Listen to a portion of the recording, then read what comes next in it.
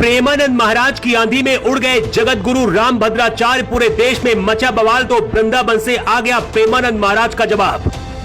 प्रेमानंद बाबा को बताया था बालक समान, दिया था संस्कृत में श्लोक सुनाने का चैलेंज, लेकिन 24 घंटे में ही प्रेमानंद महाराज पड़ गए भारी। कौन कर रहा सनातन धर्म का अपमान, प्रेमानंद महाराज का लेकर नाम।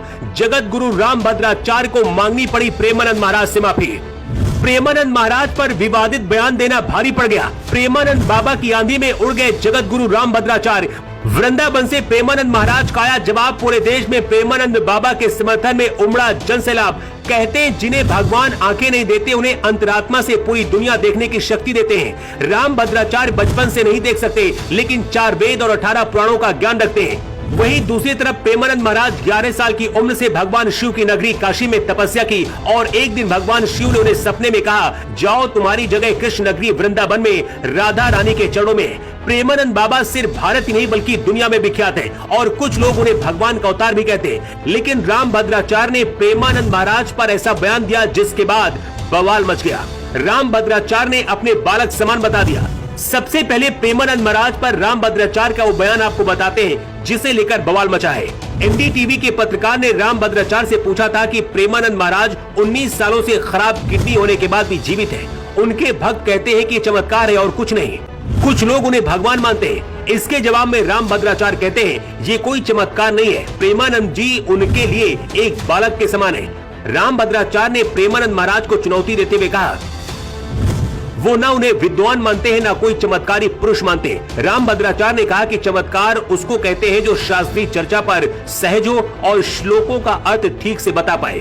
बोलते बोलते रामभद्राचार्य ये भी बोल गए कि प्रेमानंद महाराज की लोकप्रियता क्षणभंगुर है, ये बहुत कम समय के लिए। अगर वो विद्वान है तो मेरे एक श्लोक का अर्थ बताकर दिखाएं। रामभद्राचार्य ने कहा कि आजकल कुछ मूर्ख लोग भी बिना ज्ञान के कथाएं कहने लगे हैं। रामभद्राचार्य के इस बयान के बाद पूरे देश में बवाल मच गया। रामभद्राचार्य को लोग अहंकारी बता रहे हैं। वृंदावन पहुंचकर लोग प्रेमानंद बाबा का समर्थन कर रहे हैं। प्रेमानंद महाराज कभी भी किसी के खिलाफ नहीं बोलते और हमेशा सबकी भलाई की बात करते। यही वजह कि जब प्रेमानंद महाराज पर ऐसा बयान आया तो 24 घंटे के अंदर ही रामभद्राचार्य को अपने बयान पलटने पड़े। मतलब रामभद्राचार्य पर प्रेमानंद बाबा की फैन फॉलोइंग भारी पड़ गई और इसके बाद रामभद्राचार्य की तरफ से एक बयान आया है। जगत गुरु रामभद्राचार्य के उत्तराधिकारी आचार्य रामचंद्र मिश्र ने बयान जारी किया है जिसमें उन्होंने कहा है प्रेमानंद जी से ईर्ष्या का प्रश्न ही नहीं उठता है। गुरुदेव ने साफ कहा है कि उन्हें श्री प्रेमानंद जी से किसी भी प्रकार की ईर्ष्या नहीं है, बल्कि उन्होंने प्रेमानंद जी को नाम जापक संत बताया, चाहे वो किसी भी धर्म, वर्ण, लिंग या अवस्था का हो।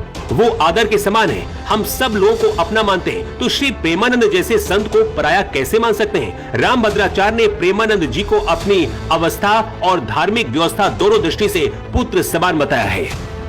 असली संत वही होता है जो समाज को साथ लेकर चले। प्रेमानंद महाराज सामाजिक हित की बात करते हैं, यही वजह कि उन्हें लोग पसंद करते हैं और जब उनके अपमान की बात आती है तो भक्त दीवार बनकर खड़े हो जाते हैं। प्रेमानंद महाराज क्या हैं, अगर किसी को पता करना है तो वृंदावन जाकर ये तस्वीरें देखें जहां लोग रात भर उनके दर्शन के लिए लाइन में लगे रहते हैं। और शायद कि भारत और दुनिया में किसी संत के लिए ऐसा कभी देखा गया हो। दुनिया भर में बहुत से संत हुए लेकिन ऐसा संत नहीं हुआ। यही वजह कि कुछ लोग इन्हें भगवान कृष्ण का अवतार मानते। अवध, ओझा और पटना वाले खान सर जैसे शिक्षक भी इन्हें भगवान कहते हैं। यही वजह कि रामभद्राचार्य के बयान ने हर किसी को आहत किया। हालांकि रामभद्राचार्य का कहना है कि उनके बयान को तोड़ मरोड़ कर पेश किया गया है, जबकि उन्हें अपनी उम्र को देखते हुए बालक समान बताया है। रामभद्राचार्य के इस बयान को लेकर सनातन विरोधी इसका फायदा उठाकर सवाल उठा रहे हैं, लेकिन समय रहते जगत गुरु को अपनी गलती समझ आई और प्रेमानंद महाराज के लिए बोले गए शब्दों पर सफाई देकर प्रेमानंद बाबा को अपने पुत्र जैसा बताया है। कहते कई बार भाव में आकर ऐसी गलतियां हो जाती हैं, लेकिन रामभद्राचार्य ने जो किया उसी लेकर आपकी क्या राय है, कमेंट बॉक्स पर लिखकर आप जरूर बताएं। Bureau report.